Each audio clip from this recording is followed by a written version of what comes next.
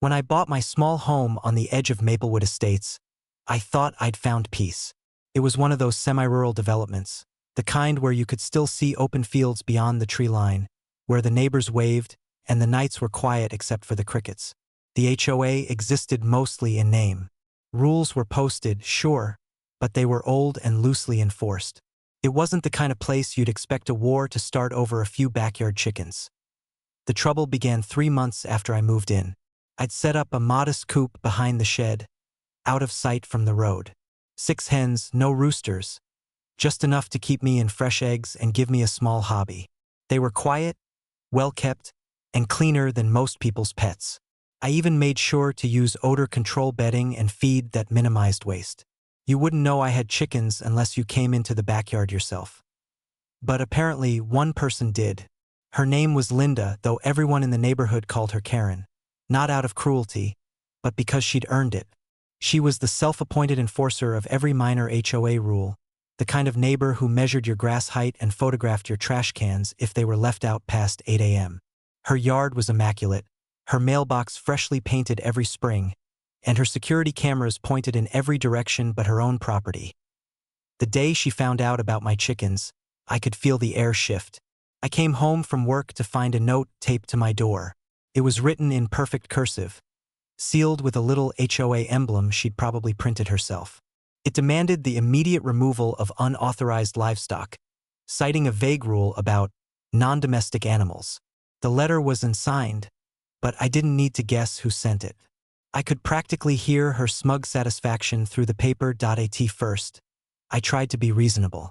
I reviewed the HOA bylaws, which were written nearly 20 years ago, long before anyone cared about backyard sustainability. The wording was sloppy, but there it was. A prohibition against livestock intended for agricultural use. Chickens, however, weren't specifically mentioned. I wasn't running a farm. I wasn't selling eggs. They were pets that happened to provide breakfast. Still, I figured it was best to stay quiet. I maintained my coop carefully and hoped the matter would fade away. But Karen wasn't the type to let go. Within a week, she'd escalated the issue to the HOA board, of which she happened to be vice president. Then the letters started arriving. Formal ones this time, printed on HOA stationery. The first was a warning. The second was a notice of violation. The third threatened legal action and fines if the hens weren't removed within 30 days. I could feel my peace unraveling. Every evening, I'd see her walking by, pretending to check the mail, phone in hand, snapping pictures through the fence slats. The chickens would cluck softly, oblivious to the tension brewing around them. Neighbors started whispering. Some avoided eye contact altogether. Others gave me subtle nods of support, though no one dared to speak up publicly. Not when Karen was involved. The worst part wasn't the fines or the threats. It was the sense of invasion, the feeling that my own backyard, my quiet escape, had become a battleground. I'd worked hard for this home, and now someone was trying to strip away a small joy over nothing more than personal control, so I did what any rational person would do. I fought back. I began documenting everything. Every letter, every time-stamped photo, every conversation. I printed out the HOA bylaws and highlighted the loopholes. I contacted the county zoning department, who confirmed that backyard hens, up to 6, as long as there were no roosters, were fully legal in the area. The HOA could make suggestions, but they couldn't override county law. That little detail became my lifeline. Still, the conflict escalated. Karen didn't take the county's word for it. Instead, she doubled down. She called animal control multiple times, claiming noise complaints and unsanitary conditions. Each time they came out, the officers looked almost embarrassed. My coop was spotless, the hens healthy and calm. After the third visit, one of them quietly told me, "You're fine. She's wasting everyone's time." But Karen wasn't interested in facts. She wanted a win. Then came the meeting, the one that turned the simmering feud into a neighborhood spectacle. The HOA called an emergency session to address an ongoing violation of community standards. I showed up early, documents in hand. By the time it began, the room was filled with half the neighborhood. Some were curious. Some were clearly there for the drama. and Karen, of course, sat front and center, her expression perfectly composed, like a general awaiting victory. The board read the complaint aloud, citing the same vague rule about livestock. I countered with my research, the county ordinances, the lack of specific prohibition, the documented evidence of harassment. Karen's smile faltered slightly, but she wasn't done. She produced a stack of photographs. Grainy zoomed-in shots of my chickens behind the fence, complete with notes claiming offensive odors and disruptive clucking. The audience murmured. I could tell half of them thought this was ridiculous. The other half just enjoyed the show. The board promised to review the evidence and render a decision within 2 weeks, but everyone already knew what was coming. Karen controlled enough influence within the HOA to push her agenda through. The following week, I received the verdict. A formal order to remove the chickens within 10 days or face escalating fines and possible lien action on my property. That was the breaking point. I wasn't going to let a nosy neighbor and a power-hungry HOA strip away my rights. So, I filed a counterclaim with the county magistrate, challenging the HOA's authority under local law. It was a long shot. Few people ever took their HOA to court and even fewer won. But I had the truth on my side that as the hearing date approached, the neighborhood buzzed with anticipation. Some quietly cheered me on. Others whispered that I was crazy. But every morning, as the sun rose over the coop and my hens began their gentle clucking, I felt certain I was doing the right thing. Karen, on the other hand, seemed to grow more desperate. She began pacing the street daily, clipboard in hand, snapping pictures of anything she could spin into a new violation.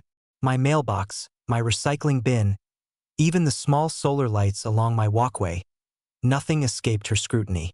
It was as if she couldn't stand the idea of losing control. The morning of the court hearing, I loaded my documents into a folder and drove into town. It wasn't just about chickens anymore. It was about standing up to the kind of petty tyranny that made good people miserable in their own homes. What I didn't know then was that the judge, the man who'd soon decide the fate of my backyard flock, had a very particular soft spot that would change everything. The courthouse was smaller than I'd expected. A squat brick building that smelled faintly of coffee and old paperwork. I remember sitting in the waiting area, my folder on my lap, listening to the hum of quiet conversations.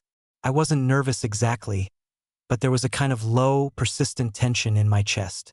This wasn't just about me anymore. It was about every neighbor who'd ever been bullied by someone with too much authority and too little sense. When they called my case, I stepped into the courtroom and immediately spotted her. Karen was already there, sitting upright at the opposite table with the HOA president beside her. She dressed for battle.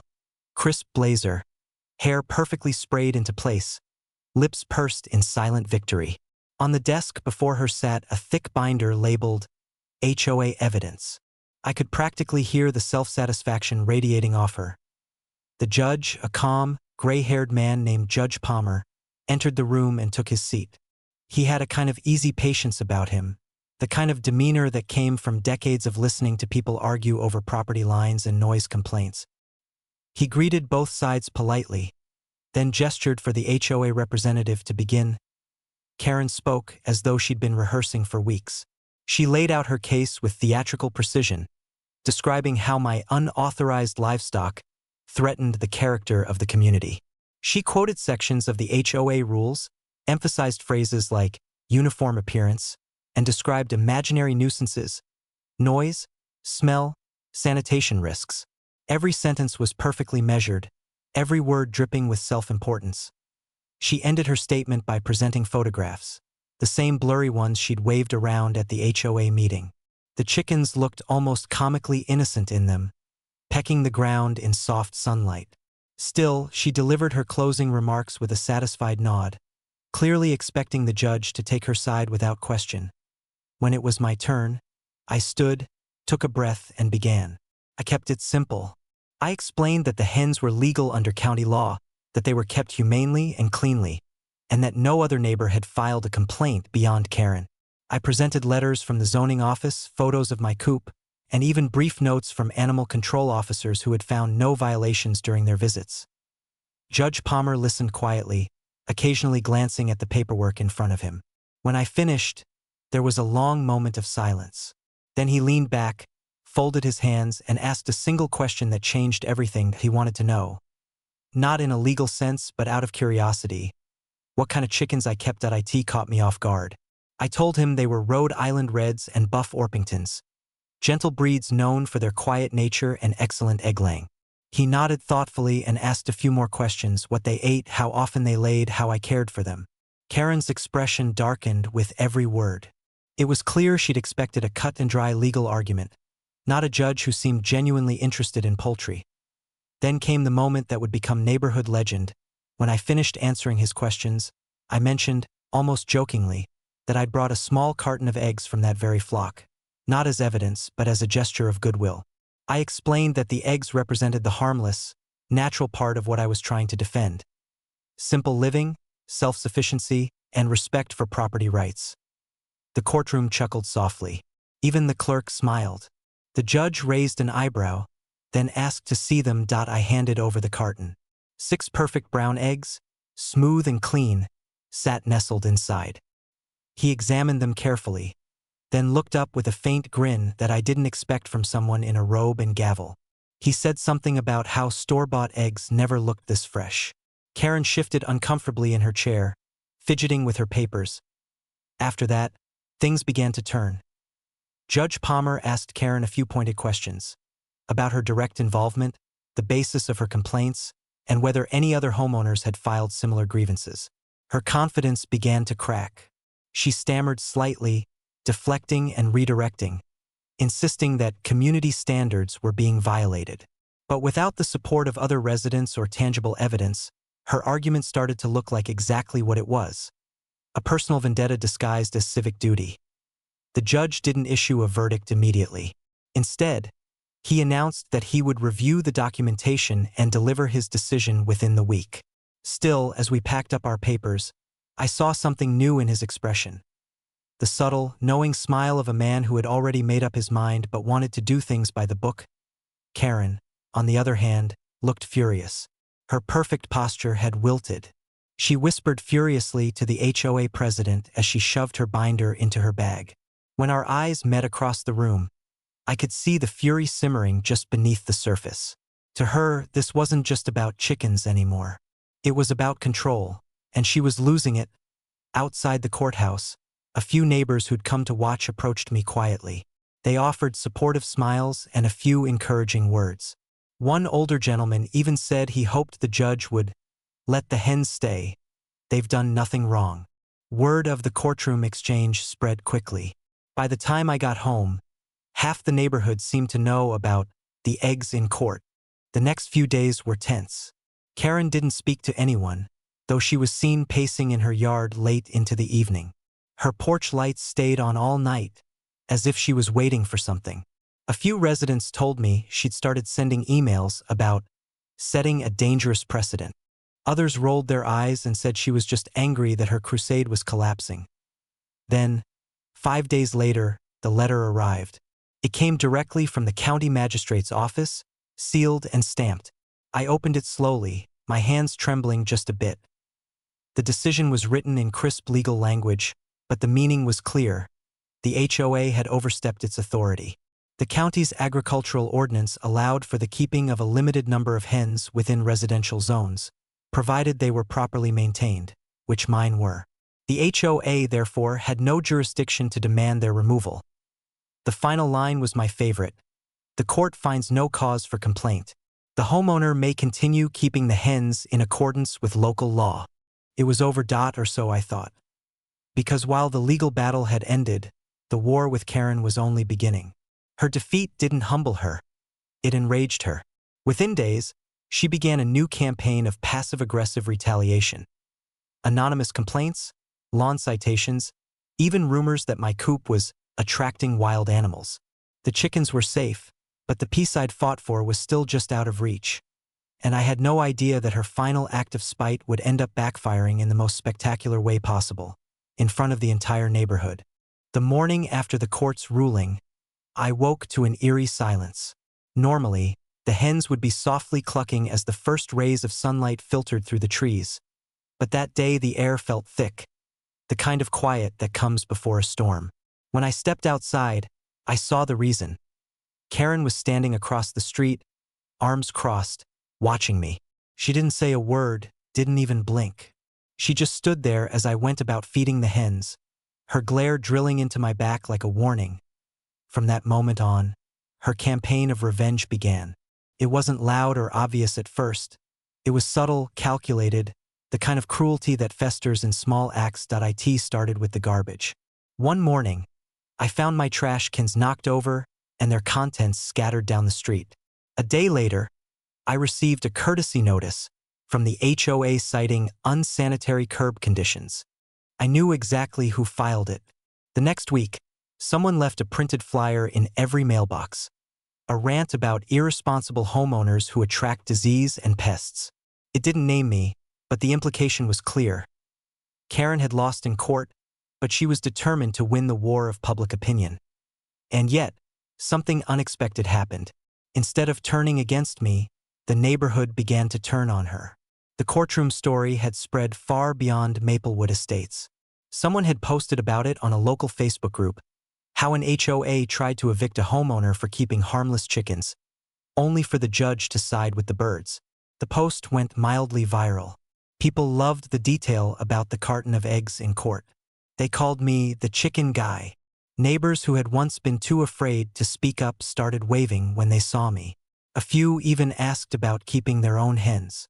Others quietly shared stories about Karen's past antics, how she tried to fine one resident for having non-regulation lawn furniture, or reported another for hanging holiday lights too early. The community's patience for her was wearing thin. But Karen didn't quit. If anything, she doubled down. She filed more complaints about my fence, my mailbox, my excessive yard lighting. None of them stuck, but each one chipped away at my peace. She'd glare from her window whenever I stepped outside, as though daring me to make a mistake. It became clear she wasn't just trying to win. She wanted me gone. Then, one evening, she went too far. It was just past sunset when I heard a commotion in the backyard. The sharp, frantic squawking of my hens. I rushed outside with a flashlight and saw the gate to the coop standing wide open. The latch had been unhooked. The hens were flapping and scattering across the yard. Terrified, I managed to gather them up, heart pounding, and herd them back inside. No harm done. But it was obvious someone had tampered with the coop. I checked the security footage from the small camera I'd installed weeks earlier.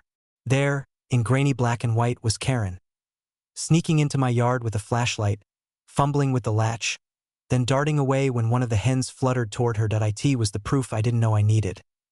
The next morning, I contacted the police. They arrived within the hour, reviewed the footage, and took a statement. There wasn't much they could do beyond filing a report for trespassing, but that was enough. I also forwarded the footage to the HOA board, the same board Karen once controlled. When the monthly HOA meeting rolled around, word had already spread. The turnout was larger than I'd ever seen. Neighbors filled every chair, lining the walls, whispering. The tension was electric. Karen sat near the front, pretending to read notes from a clipboard, her jaw clenched tight. She must have known what was coming. When it was my turn to speak, I kept it short. I played the footage on a small screen for everyone to see. Gasps filled the room as the image of Karen sneaking into my yard flickered across the wall. When it ended, the silence was absolute. For years, she'd ruled this neighborhood through intimidation and self-righteousness. Now, the entire community saw her for what she was. The HOA president cleared his throat and said that the board would be holding a vote of removal, an emergency motion to strip Karen of her position for violating both HOA ethics and local trespassing laws. The motion passed unanimously. She didn't even stay to hear the result. She gathered her papers, stood up, and stormed out, her heels clicking furiously across the tile. The door slammed behind her. After that night, something shifted in Maplewood Estates. The constant tension that had once hung in the air seemed to lift. Neighbors started chatting again, organizing block parties, even sharing vegetables from backyard gardens. Someone joked that the chickens had brought the neighborhood together. In a strange way, it was true. A week later, I received an envelope in the mail. It wasn't from the HOA, it was from the courthouse. Inside was a handwritten note from Judge Palmer. It was brief, but it made me laugh out loud.